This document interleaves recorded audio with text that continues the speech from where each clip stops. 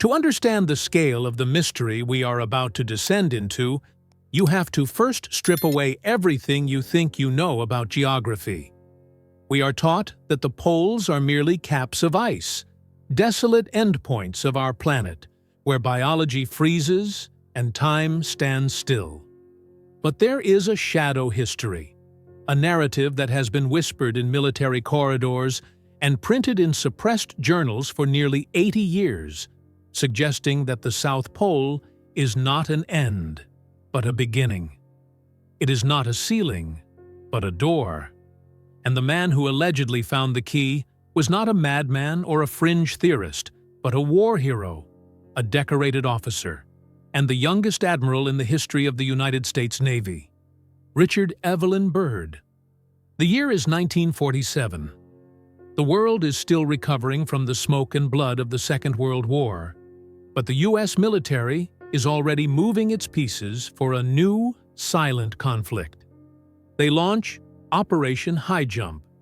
Officially, the press release stated it was a scientific expedition to test military equipment in extreme cold and to map the coastline of Antarctica. But if you look at the manifest, science looks suspiciously like an invasion.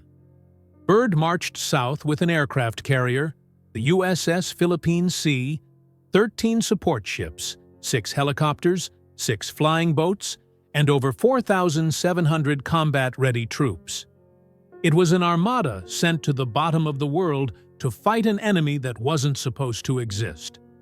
The events that allegedly transpired on February 19, 1947, transformed Byrd from a celebrated explorer into the protagonist of the greatest conspiracy theory of the 20th century. According to the legend and the text known as Byrd's secret diary, the Admiral took off from the base camp in his twin-engine plane to perform a reconnaissance flight over the vast white nothingness of the pole. For the first few hours, it was routine. Below him lay the endless, blinding sheet of the Antarctic Plateau, a place where the temperature drops so low that breath turns to ice crystals instantly. But then, the radio operator began to notice something strange. The static, usually a chaotic hiss, began to rhythmically pulse. The compasses, both magnetic and gyro, began to spin wildly, unable to lock onto the pole. They were drifting, but not geographically. They were drifting into an anomaly. As Byrd peered through the cockpit glass, the impossible happened. The blinding white landscape below began to dissolve. The ice, which had been a solid sheet for hundreds of miles, started to break apart, revealing patches of dark, rugged rock. This alone would have been a major discovery, but it was just the prelude. The altimeter held steady, yet the terrain below was changing rapidly. The rocks gave way to something that made Byrd rub his eyes in disbelief. Green. Vibrant. Living green. Beneath the wings of his plane, in the heart of the frozen continent, lay a sprawling valley. It wasn't just a thermal pocket, it was a colossal ecosystem. There were forests climbing the sides of mountains that shouldn't be there. Meadows of thick grass swayed in a wind that shouldn't exist. The thermometer in the cockpit, which should have been reading 60 degrees below zero, began to climb. It rose past freezing, past 50 degrees, settling at a balmy 74 degrees Fahrenheit. They were flying over the South Pole, and they could have rolled down the windows. Byrd descended. He flew low over this emerald oasis, his mind racing to rationalize what he was seeing. In the secret diary, he describes spotting movement in the dense undergrowth. It wasn't just vegetation, there were animals. But they were wrong. They didn't belong to the 20th century. He describes seeing a massive beast lumbering through the trees, a creature with thick fur and a trunk. It was a mammoth, a living, breathing relic of the Ice Age, grazing peacefully in a hidden valley protected by electromagnetic shields or atmospheric anomalies that hid it from the world above. But the true shock came when he looked ahead. In the distance, shimmering like a mirage, lay a city. It didn't look like New York or London. It pulsed with a rainbow-colored light, built from a crystal-like substance that seemed to generate its own luminescence. As Byrd approached, his controls froze. The plane was no longer responding to his hands. It was caught in a tractor beam, guided by a technology far superior to anything the U.S. Navy possessed. Flanking his aircraft were two flying discs. They had no wings, no propellers, and no exhaust. They hovered silently, defying gravity. On their sides, Byrd claimed to see a symbol. Not the American star, not the Soviet hammer and sickle, but a stylized swastika, or perhaps an ancient symbol that merely resembled it. The radio crackled to life. A voice spoke in English, but with a slight melodic German accent. "Welcome to our territory, Admiral. We shall land you in exactly 7 minutes. Relax, you are in good hands." When the plane touched down, it wasn't on a runway, but on a surface that absorbed the impact like a sponge. Byrd and his radio man were escorted by tall, blonde figures who radiated a sense of calm power. They were taken via a floating platform into the heart of the Crystal City, deep into the earth. There were no shadows here. The light seemed to come from everywhere and nowhere, a phenomenon the locals called the inner sun. Finally, Byrd was brought before a man they called the Master. He was ancient, yet ageless, sitting at a long table. The conversation that followed was a warning. The Master told Byrd that the underground civilization, known as Agartha, or Ariani, had been watching the surface world for centuries, largely ignoring the petty wars of mankind. But that changed in 1945, when humans detonated the first atomic bombs over Japan. That power, the Master explained, was a threat not just to the surface, but to the structural integrity of the planet itself. They had sent their flying machines, the Flugelrads, to monitor the surface, but were met with aggression. The message was simple. You have reached a point of no return. Your science has outpaced your spiritual growth. You are playing with fire that will consume your world. Go back and warn them. Byrd was escorted back to his plane. The return flight was a blur. As soon as they cleared the anomaly, the green valley vanished, replaced instantly by the howling winds and blinding ice of the Antarctic plateau. The controls returned. The radio static resumed. They were back in the real world. Upon his return to the fleet, Byrd was reportedly interrogated for hours. He met with the president. He told them everything: the Green Valley, the mammoths, the Master, the warning about nuclear annihilation. And then, the order came down. Absolute silence. He was ordered to never speak of it again for the sake of national security. He remained a soldier, obeying orders, but his diary concludes with a haunting entry written years later, just before his death. I have seen the truth, and it has quickened my spirit, and has set me free. That land beyond the pole, that center of the great unknown. This story remains the cornerstone of the hollow earth theory. Skeptics call it a hallucination brought on by polar madness, or a complete fabrication sold by fraudulent authors decades later. But the facts remain that Operation High Jump ended 6 months early, with heavy casualties and a loss of aircraft that was never fully explained. Byrd gave one interview to a Chilean newspaper on his way back, where he cryptically warned that, in the next war, we will be attacked by planes that can fly pole to pole at incredible speeds.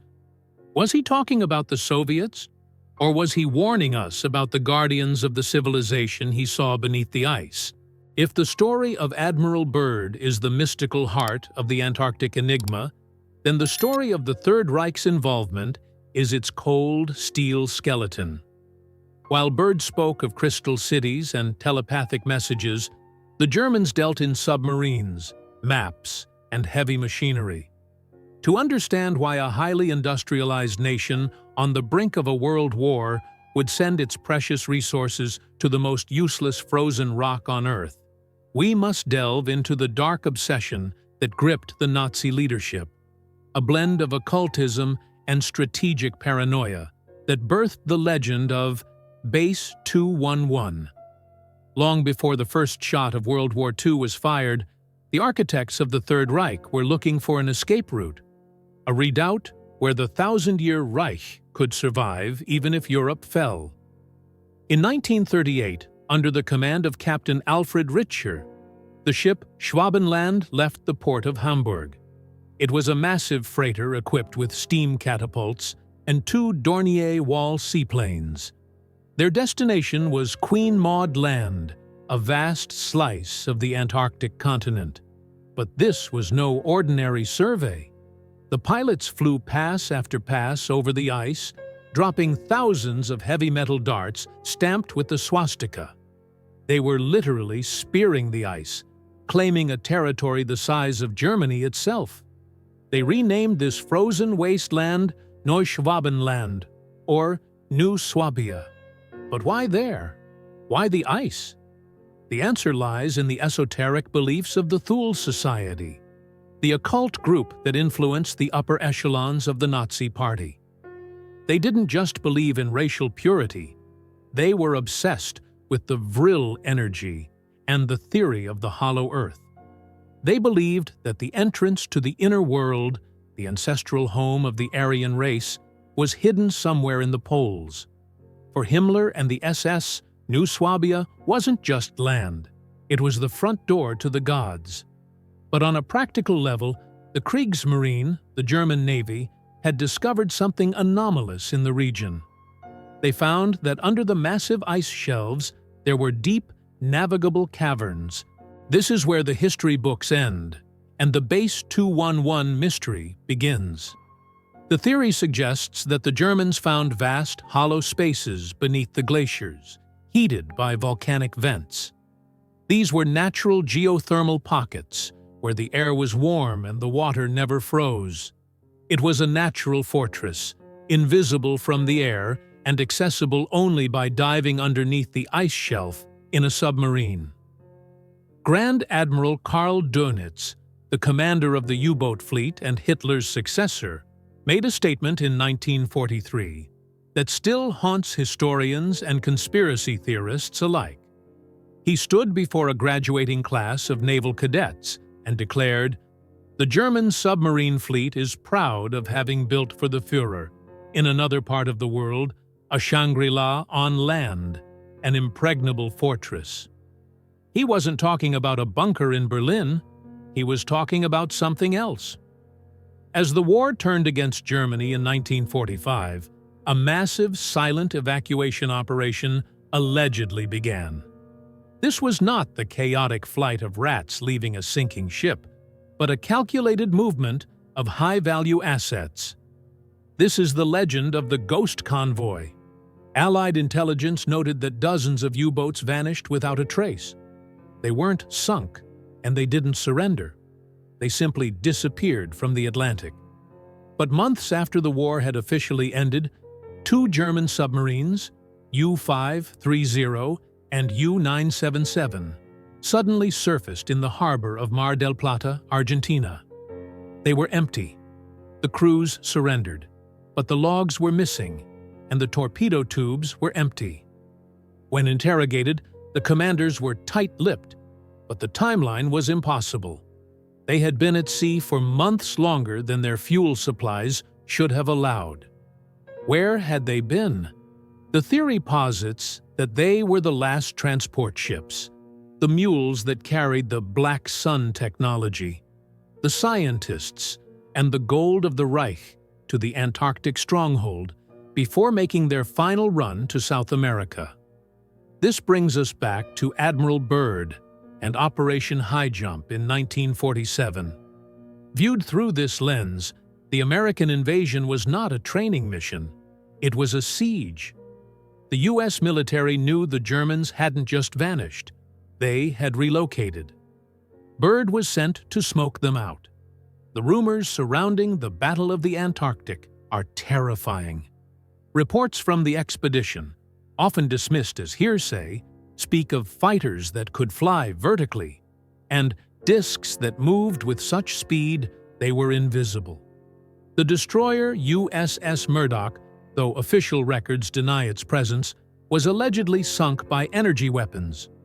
Byrd's fleet, limping back home months ahead of schedule, had engaged not with ice and penguins, but with the Last Battalion, a highly advanced remnant of the Nazi war machine that had had 2 years of isolation to perfect their Wunderwaffe, wonder weapons, in the safety of the subterranean caverns. Even today, New Swabia remains a place of high strangeness. In the age of Google Earth, users have spotted strange, symmetrical openings in the ice and structures that look suspiciously artificial before the images are updated or blurred. The Base 211 legend suggests that the underground city didn't die with Hitler. It suggests that deep beneath the ice, in the warm volcanic hollows, a breakaway civilization continued to develop, completely cut off from the surface world, evolving into something that is neither German nor American, but something entirely new and incredibly dangerous. It turns the empty white continent into a sleeping giant, waiting for the ice to melt and reveal the dark industrial secrets it has been hiding since 1945. If the legends of Admiral Byrd and the Nazi fortresses represent the mythology of the Antarctic underground, the what if, then the story of Lake Vostok represents the terrifying reality. It is the story of the moment when science fiction became science fact, proving that a lost world really does exist beneath the ice, not inhabited by Aryan supermen, but by something far more ancient and alien. This is the chapter where we stop looking for secret bases and start looking at the most extreme biological prison on Earth. Deep in the heart of the East Antarctic ice sheet lies the Russian research station, Vostok. It is widely considered the most miserable place on the planet. It is here that the lowest natural temperature on Earth was recorded, minus 89.2 degrees Celsius. The air is so thin and cold that breathing it hurts. But the true anomaly isn't the cold above, it is the heat below. In the 1970s, British and Russian scientists using airborne radar began to notice something bizarre. The jagged, rough reflection of the bedrock beneath the ice suddenly went flat. Perfectly flat. It took them nearly 20 years to believe what the data was telling them. Beneath 4 kilometers of solid ice, a weight that should crush anything, there was liquid water. They had found Lake Vostok. It wasn't just a puddle, it was a monster.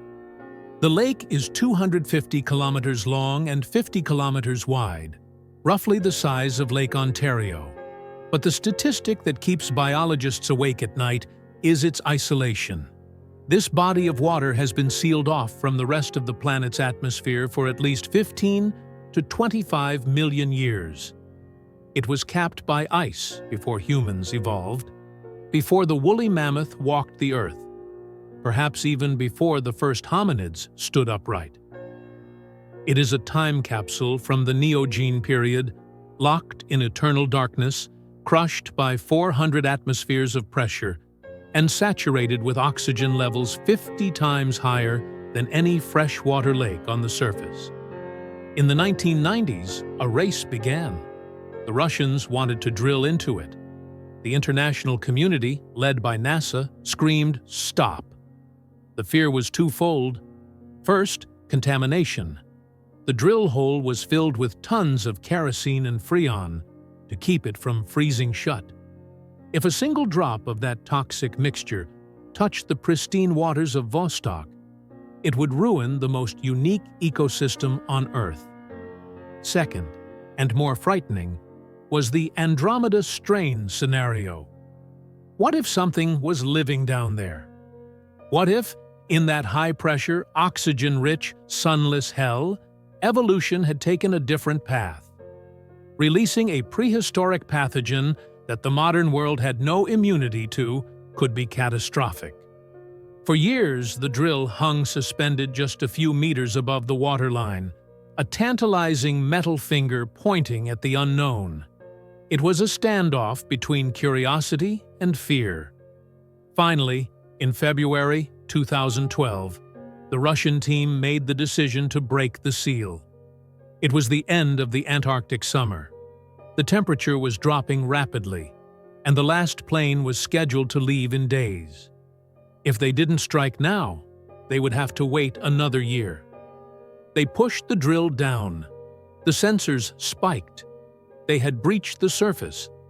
But instead of drilling in, they allowed the pressure of the lake to force water up into the borehole, where it froze instantly, capturing a sample of the alien world. When that ice core was analyzed, the results were baffling. They found DNA. Most of it belonged to bacteria that we know, extremophiles that eat hydrogen and live in rock. But there were sequences that didn't match anything in the global genetic database. They found signatures of life that shouldn't be there, traces that hinted at complex multicellular organisms.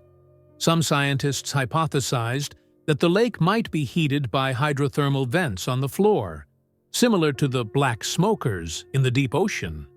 If so, there could be an entire food chain down there, from chemosynthetic bacteria to blind crustaceans, giant worms, or creatures we don't even have names for, swimming in the absolute blackness of a subglacial ocean. But Lake Vostok is just one piece of the puzzle. The radar surveys that found the lake also found something else: the Ghost Mountains. Known as the Gamburtsev mountain range, these are jagged peaks the size of the European Alps, stretching for 1,200 kilometers, and they are completely invisible. They are buried under 600 meters of ice locally, and up to 4 kilometers in the valleys. These mountains defy geological logic. They should have been ground down by the ice sheet millions of years ago, but they are perfectly preserved, their sharp peaks protected like a fossil in amber. This discovery changed the hollow Earth theory from a myth into a geological possibility. We now know that between the bedrock of these ghost mountains and the ice sheet above, there is a vast network of rivers and lakes. The pressure of the ice melts the bottom layer, creating a liquid lubricant. This means there are flowing rivers the size of the Thames, connecting underground lakes, moving water across the continent in the dark. It is a second hydrological world. If you were a small organism, or if you want to indulge the conspiracy theorists, something larger and more intelligent, you wouldn't need to build a base. The base is already there. There are thousands of kilometers of liquid, warm tunnels, warm being relative to the ice, protected from the surface radiation, protected from asteroid impacts, protected from the ice ages. The discovery of the Vostok ecosystem was the closest we have ever come to visiting another planet without leaving Earth. It is the perfect analog for Europa, the moon of Jupiter, and Enceladus, the moon of Saturn. Both are ice worlds with liquid oceans beneath. If life can survive in the black, crushed depths of Antarctica, feeding on rock and heat from the planet's core, then the universe is likely teeming with life. We have spent centuries looking up at the stars for aliens, while an alien biosphere has been waiting for us right here, beneath the boots of the scientists who walk across the white desert, unaware of the abyss beneath their feet.